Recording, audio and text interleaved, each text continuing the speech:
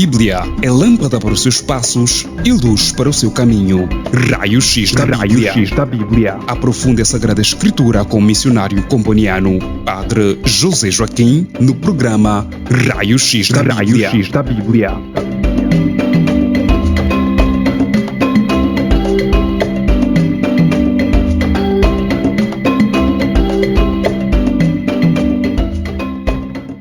Queridos ouvintes, dou-vos as mais cordiais boas-vindas a mais um programa de estudo bíblico, Raio-X da Bíblia.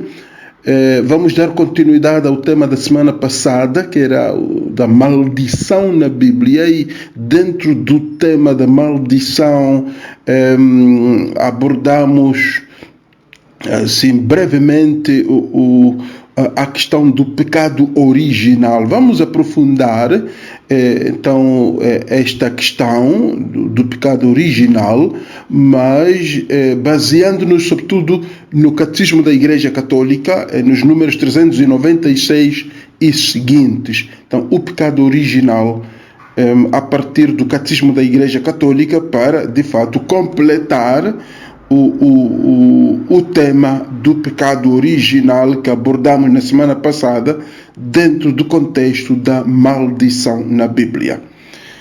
Como de costume, vamos começar com uma breve oração em nome do Pai, e do Filho e do Espírito Santo. Amém. Vamos recitar a oração que Jesus ensinou aos seus discípulos, a oração do Pai Nosso.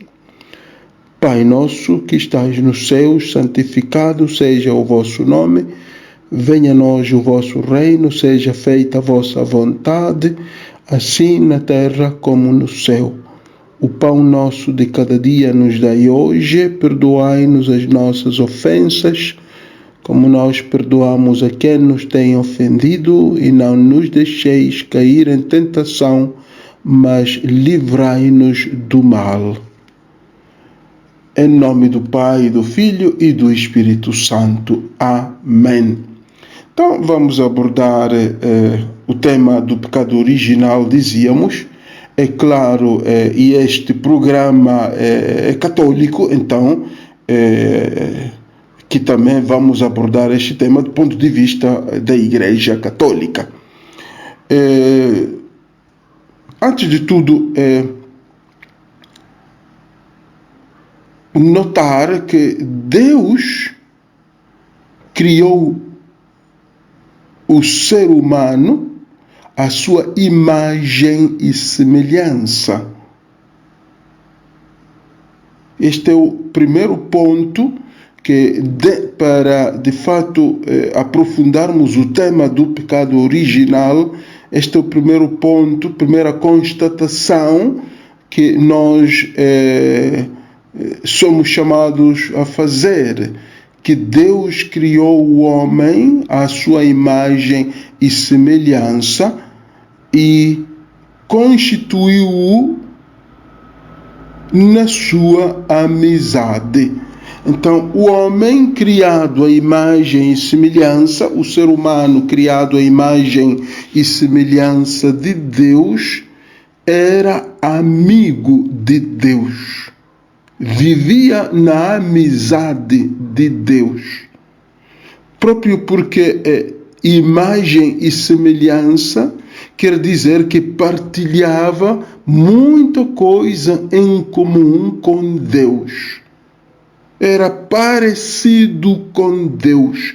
Então eram amigos, interagiam, falavam, trocavam impressões. Então havia amizade íntima entre o ser humano e Deus. Porém, este ser humano era uma criatura espiritual,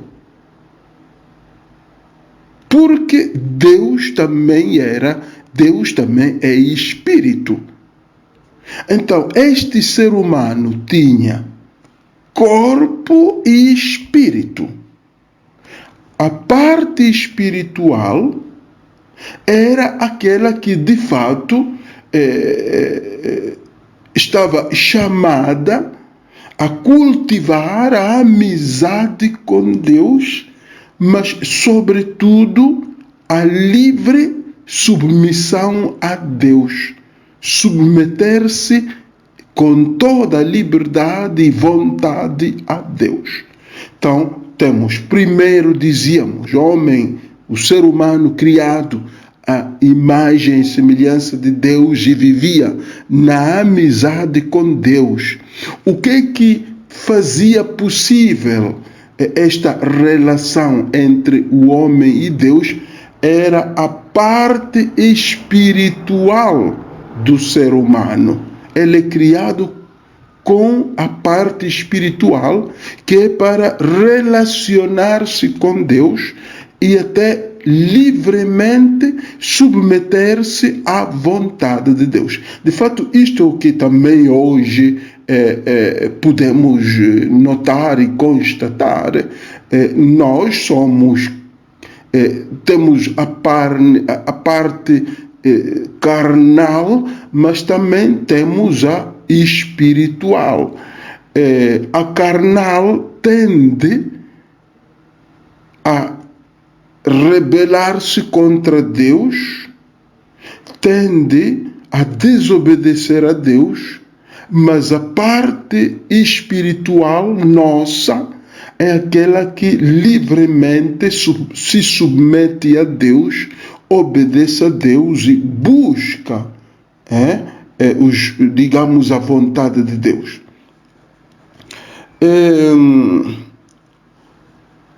Agora, o ser humano em relação com Deus foi dominado pela parte carnal. Então, aí vemos então a desobediência. Foi quando ele, em 2:17, come da árvore do conhecimento do bem e do mal. Agora, esta árvore do conhecimento do bem e do mal é simplesmente, digamos, é uma linguagem simbólica que, de fato, designa aquele, digamos, limite que Deus fixou para que o homem não ultrapassasse, o ser humano não ultrapassasse um certo limite. Então, isto é que é a árvore do conhecimento do bem e do mal. Não era uma árvore tipo um cajueiro, uma laranjeira, não. Esta é uma maneira hebraica de falar árvore do conhecimento do bem e do mal, simplesmente reconhecer aquele limite que a nossa consciência, uma consciência bem iluminada, encontra na relação com Deus a um limite. Quer dizer, algo que não pode ele fazer. Neste caso, a ofensa. Neste caso, o pecado. Então, há alguma coisa. Então, isso é que é a árvore do conhecimento do bem e do mal. Insisto, não é uma árvore, é uma maneira de falar dos hebreus que quer dizer que na relação entre Deus e o homem, ou melhor, entre o homem e Deus, há algo aí colocado na sua consciência que não se pode ultrapassar, que é de fato o pecado. Não se pode ofender a Deus, não se pode desobedecer a Deus. Porque o homem é criatura, o homem deve submeter-se ao seu Criador. Então, ele dizia, então, dominado, ele, o ser humano, dominado pelo diabo, ele come da árvore do conhecimento do bem e do mal e deixa morrer no coração aquela confiança, aquela amizade com o Criador. Então ele abusa da liberdade que teve, porque Deus o criou e o colocou no jardim e ele era livre, exceto de comer da árvore do conhecimento do bem e do mal. Então, era livre, exceto livre de ofender a Deus. Era livre de fazer todo o resto, mas não era livre de ofender a Deus. Então, esta ideia, a Sagrada Escritura designa como, digamos, a liberdade de Adão e Eva de comer de todas as árvores do jardim, exceto a árvore do conhecimento do bem e do mal. Então, isto podemos interpretá-lo simplesmente dizendo que Adão e Eva podiam fazer tudo, tinham a liberdade de fazer tudo o que quisessem, exceto desobedecer a Deus, exceto pecar contra Deus. Então, isso é o demônio que os leva a pecar contra o seu Criador. Então, abusam da liberdade, desobedecem a Deus e rompem a amizade com o Criador. Este é o pecado original, é este o pecado, o primeiro pecado do homem.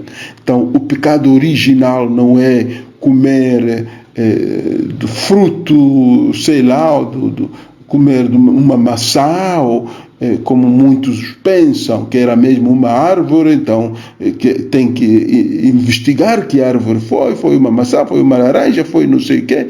Outros até chegam a pensar que foi uma relação íntima, uma relação sexual. Não é isso, não. É simplesmente a desobediência ao Criador. Então eles, desobedecendo ao Criador, abusam da liberdade, desobedecem, digamos, a vontade do Criador e rompem a amizade com Ele. Então, de fato, todo pecado, até hoje em dia, o pecado o que é? O pecado é desobedecer a Deus. Nisso se define o pecado. O pecado é desobedecer a Deus.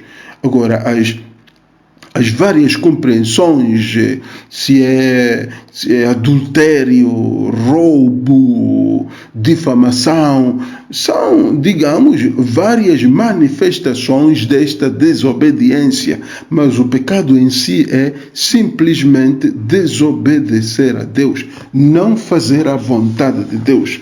Então, por outras, pecar é preferir-se a si próprio a Deus, colocar-me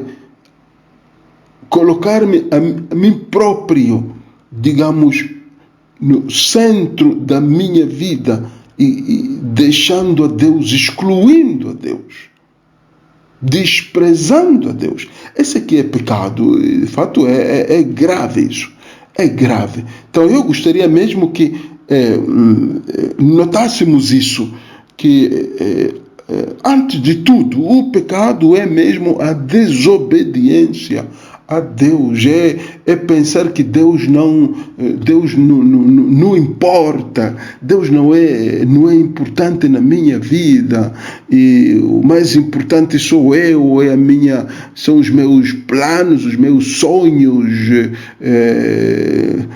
o meu trabalho, a minha família.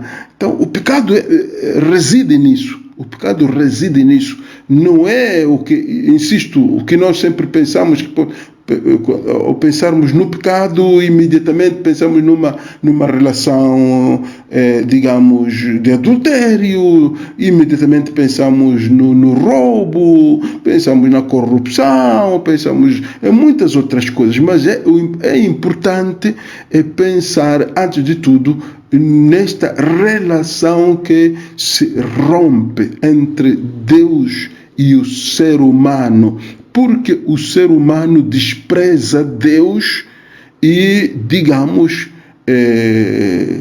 abraça o caminho do mal, despreza Deus e toma, digamos, outras coisas como se fossem deuses, coisas deste mundo, sobretudo os bens materiais. Então o homem opta por si próprio, opta por si próprio contra Deus, contra as exigências da sua condição de criatura. As exigências da nossa condição de criatura é, sobretudo, a dependência de Deus. Então, o homem, quando opta contra a dependência de Deus, contra a obediência à palavra de Deus, então comete um pecado grave. Agora, este homem, nós recordamos, era santo antes do pecado. O homem, digo, este ser humano, este homem e esta mulher, antes do pecado eram santos, viviam num estado de santidade. Agora, vivendo num estado de santidade, quer dizer que eles estavam destinados a viver com Deus na glória. Mas, infelizmente, pela sedução do diabo, o ser humano quis ser como Deus. O ser humano quis ser como Deus. Então, aqui também nisto reside o pecado, querer ser como Deus. Tomar decisões como se fosse Deus. Planificar como se fosse o dono da sua vida. Fazer tudo como se fosse o dono da sua existência. Isso é que é querer ser como Deus. Excluir a Deus. E colocar a minha vontade, colocar as minhas capacidades intelectuais, colocar tudo o que sou e o que tenho no centro da minha vida. Isso é que é querer ser como Deus e é pecado original. Agora, este pecado tem consequências que são de fato dramáticas. As consequências do pecado original, as consequências daquele primeiro pecado são dramáticas. Eu vou abordar assim brevemente apenas 10 consequências da desobediência original, do pecado original. Primeira consequência: Adão e Eva perdem imediatamente a graça da santidade original.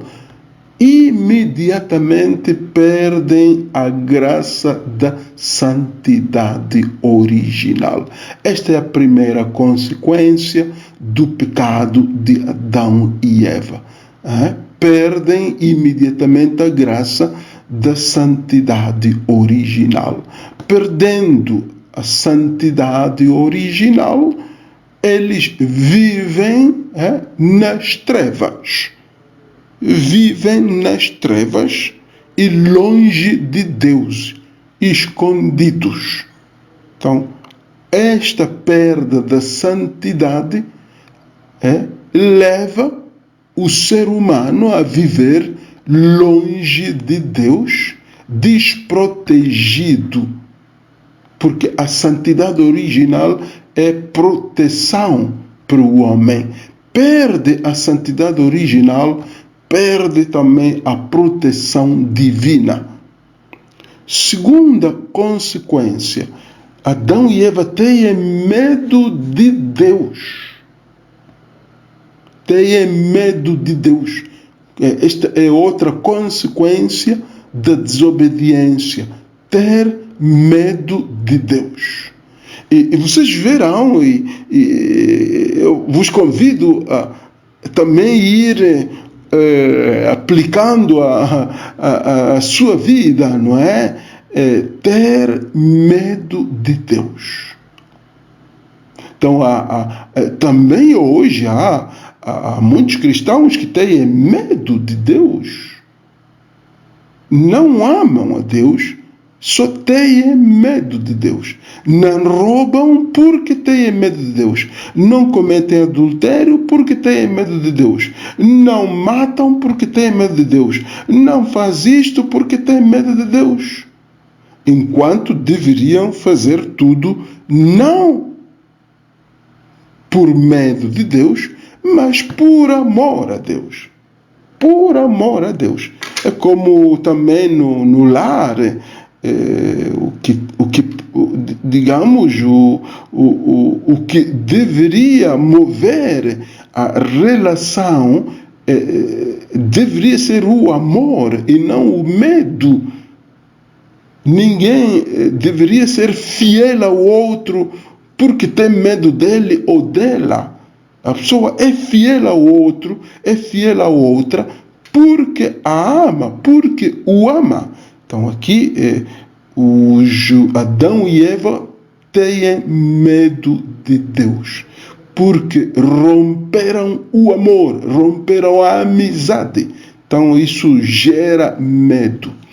A terceira consequência aqui, a terceira consequência do pecado original é que rompe-se a harmonia em que viviam.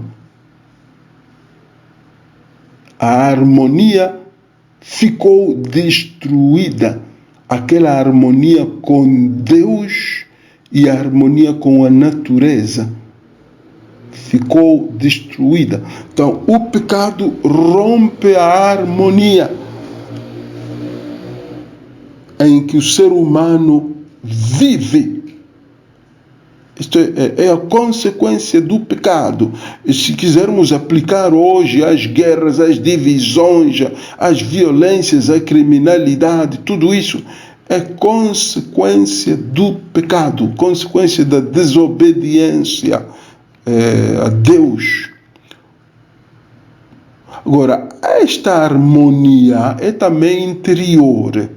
Não é só aquela harmonia entre o ser humano e Deus, mas é também a harmonia interior, consigo mesmo, que vale também recordar aqueles casos de pessoas que vivem sem a harmonia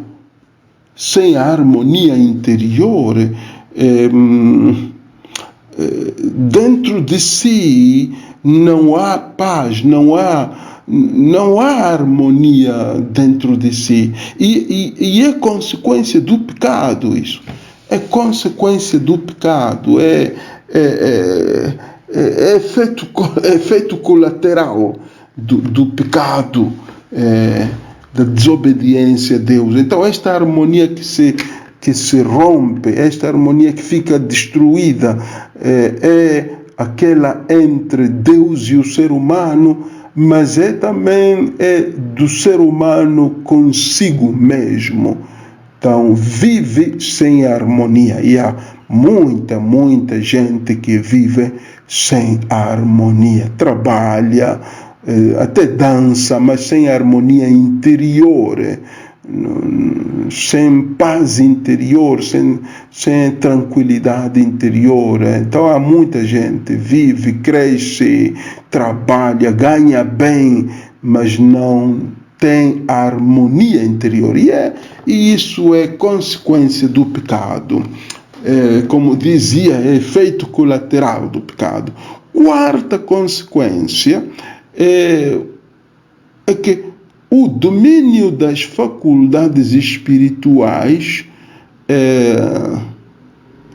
da alma sobre o corpo é quebrado. Explico, sim, brevemente esta quarta consequência.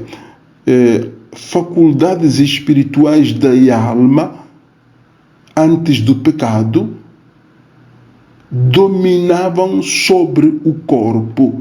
Lembram-se que disse que a parte, digamos, carnal do ser humano distancia-o de Deus, mas a parte espiritual era aquela que servia para relacionar-se com Deus. Então, esta parte espiritual do homem era mais forte antes do pecado original e dominava o corpo.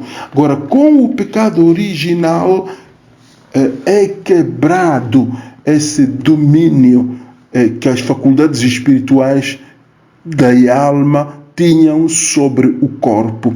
Acontece já o contrário, vice-versa. O corpo domina a alma. Então, esta é a quarta consequência. O corpo domina a alma. A carne, quer dizer, a parte carnal em mim, a inclinação ao pecado, domina o espírito. Isso também eu penso que todos experimentamos, cristãos, batizados, crismados, tudo, os sacramentos, missa todos os domingos, mas se prestarmos atenção à nossa vida, vamos ver que afinal o corpo, a parte carnal é mais forte, aquela que nos puxa ao pecado, aquela que nos leva a cair, aquela que nos leva a desobedecer a Deus. Então, aqui o pecado original faz com que a parte carnal do ser humano domine, não é, sobre as faculdades espirituais do ser humano. Quinta consequência, é claro, aqui, antes de passarmos à quinta, é claro que nesta quarta consequência, o ser humano é chamado a voltar ao estado original em que as faculdades espirituais dominavam sobre o corpo. Então, todo cristão é chamado a não permitir que a sua vida seja dominada pelas inclinações da carne, quer dizer, da parte carnal, da parte humana de nós mesmos, a parte frágil, aquela que comete pecados. Então, vamos à quinta consequência. A união do homem e da mulher fica sujeita a tensões. Antes do pecado original, homem e mulher uniam-se sem tensões. Mas depois do pecado original, as uniões entre homem e mulher ficam sujeitas a tensões. Há muita tensão nas relações entre o ser humano e digamos, entre o homem e a mulher. Agora que, de fato, nós podemos constatar isto também hoje, na nossa sociedade, na nossa igreja, a relação mesmo entre, digamos, um casal unido pela igreja, relações continuam a ser sujeitas a tensões. Mesmo esses matrimônios, casamentos pela igreja, casamento canônico, mesmo depois de 20 anos juntos, 25 anos juntos, 30 anos juntos, não faltam momentos de tensões. Então, é consequência do pecado original. As tensões entre homem e mulher. Aqui seria também importante olhar para as tensões entre os povos, entre grupos humanos, há tensões, há guerras, É tudo consequência do pecado original. Passamos um breve intervalo e na segunda parte retomamos a partir da sexta consequência do pecado original.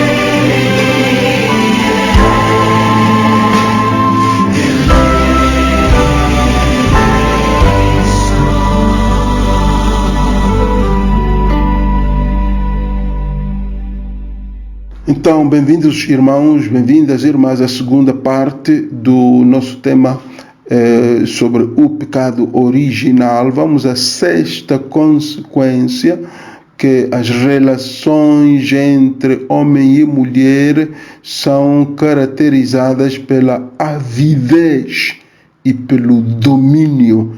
Esta também é consequência de pecado original. Relações homem-mulher marcadas pela avidez. Ávido, avidez, ávida. E também pelo domínio, querer dominar o outro ou querer dominar a outra. Então, estas duas, digamos, marcas de pecado original que caracterizam a relação homem-mulher. Avidez, ávido de homem, ávido de mulher ou ávida de homem, que não existia antes do pecado original. E depois o domínio, o querer dominar o outro, até fazê-lo, sei lá, coisa, propriedade minha ou propriedade dele ou dela. Tudo isso é consequência do pecado original. Sétima consequência, desfaz-se a harmonia, digamos, entre o homem e a criação, pois a criação torna-se estranha para o homem e torna-se hostil para o homem. Então, esta é a sétima consequência. O fato de se romper ou desfazer-se a harmonia do ser humano com a criação faz com que a criação se torne estranha e hostil para o homem. A hostilidade da criação é visível também hoje, irmãos, vemos ciclones, vemos tempestades, cheias, a hostilidade da criação. É mesmo, tudo é fruto da desobediência do homem ao seu Criador. Oitava característica, que o ser humano fica sujeito à corrupção. Fica sujeito à corrupção. Aqui, corrupção é, digamos, podemos até dizer aqui, corrupção é a morte.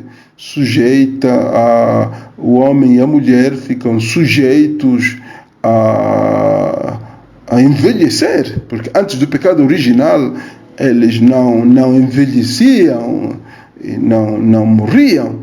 Então eles começam a morrer como consequência do pecado original. Nona consequência do pecado original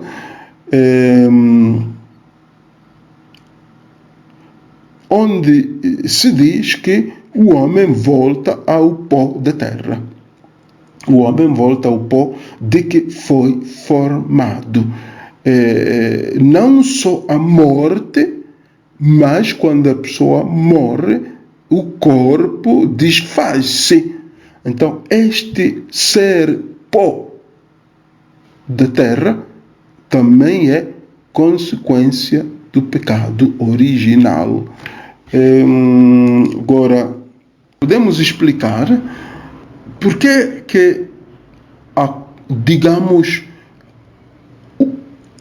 a consequência do pecado original não é apenas a morte, mas também o fato de que depois da morte o corpo não se conserva intacto. O corpo descompõe-se, o corpo desfaz-se. Então, porque isto é para, de fato, realçar, Deus permitiu isso para realçar a gravidade do pecado, da desobediência. Por isso é que não basta que a pessoa morra, mas o seu corpo desfaz-se. É para mesmo mostrar que a desobediência foi tão forte que o corpo, digamos, a influência do corpo foi tão forte que, como castigo ou como consequência, ele desfaz-se completamente. Então, que espero que tenha sido claro, não é? Na explicação do porquê o corpo desfaz-se. Deus permitiu que o corpo se desfaça após a morte para mostrar a gravidade do pecado, da ação que este corpo fez diante de Deus ao deixar-se dominar pelo diabo e a dominar as faculdades espirituais. O corpo dominou as faculdades espirituais e o homem desobedeceu a Deus. Então, como consequência, este corpo desfaz-se. Décima consequência é mesmo o fratricídio, a morte do irmão ao seu irmão. Caim mata Abel. Então, o fratricídio, a morte, um irmão que mata o seu irmão, fratricídio. Este é também pecado, ou consequência de pecado original, o fato de que haja pessoas que tranquilamente eliminam a vida dos outros. Tranquilamente, por inveja, sobretudo, por rancor, por vingança, eliminam a vida da outra pessoa. Esta é também uma consequência do pecado original. Então, o pecado original, desde esta perspectiva, é universal, todos experimentam as consequências, as 10 consequências, uma talvez mais forte do que a outra, mas todos experimentam as 10 consequências do pecado original.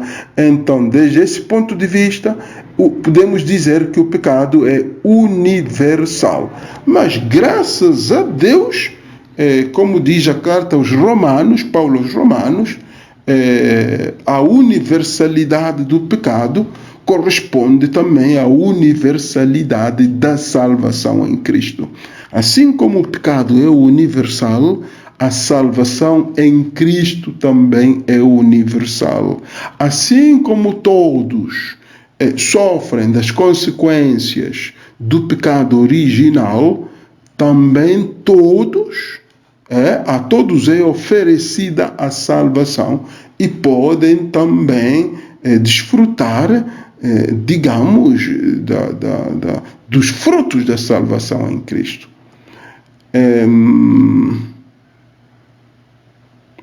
Agora, o fato do pecado ser original marca o fato do pecado ser universal marca a condição pecadora de todo ser humano. A condição pecadora de todo ser humano quer dizer a inclinação ao pecado. E perante esta inclinação ao pecado que se encontra em todo ser humano, nós somos chamados ao combate espiritual. Combate espiritual sem tréguas. Porque o diabo, dia e noite, o diabo não dorme para tentar os filhos de Deus e fazê-los cair. Então, os filhos de Deus são chamados a combater também espiritualmente. Combater espiritualmente. Primeiro, em que consiste o combate espiritual? Primeiro é dar-se conta da existência do diabo, do ser enganador, do ser que leva as pessoas ao inferno. Este é o primeiro passo. Aceitar que existe um ser enganador que se chama diabo, ou Satanás, ou demônio.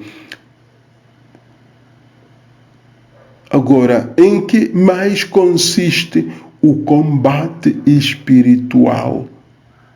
Depois de reconhecer que existe o demônio, o que é que o cristão faz?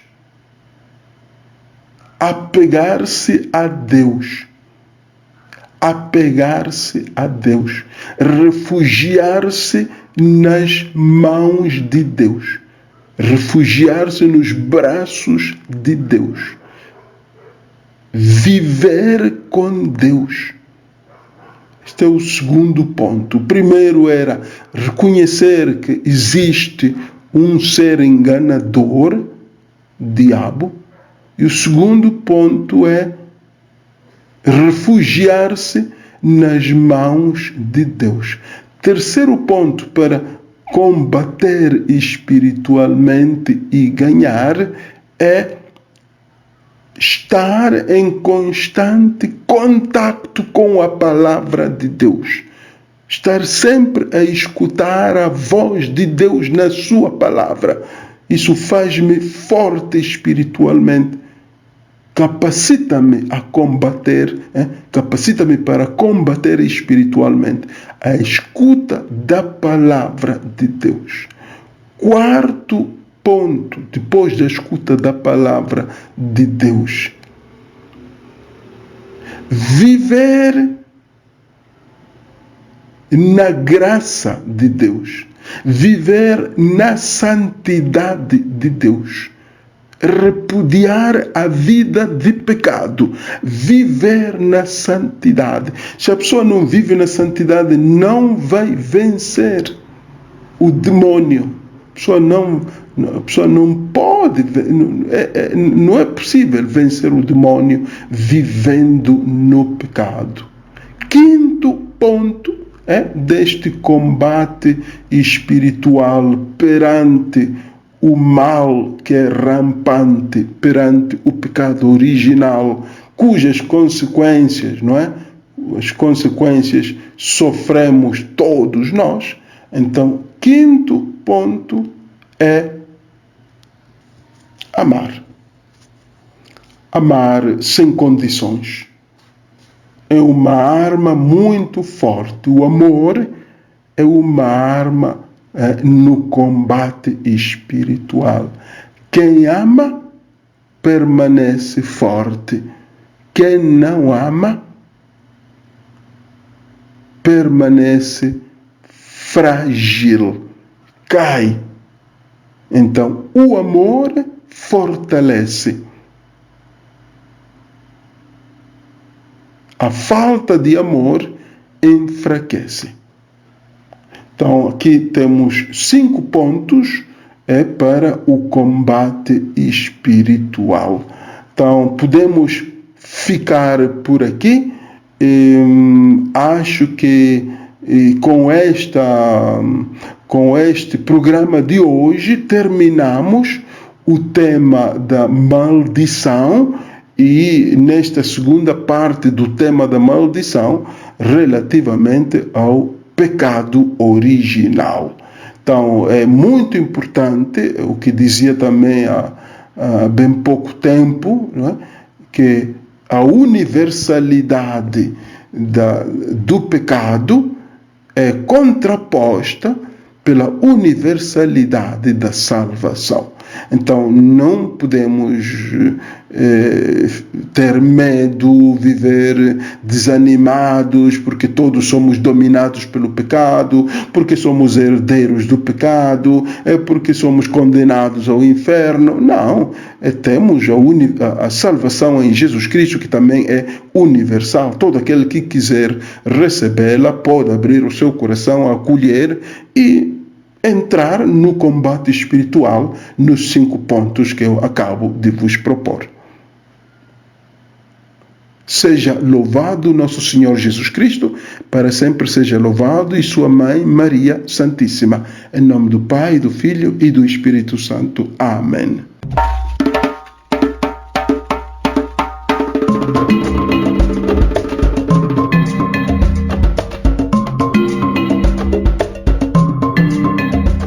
A Bíblia é lâmpada para os seus passos e luz para o seu caminho. Raio-X da Bíblia. Aprofunde a Sagrada Escritura com o missionário comboniano, Padre José Joaquim, no programa Raio-X da Bíblia.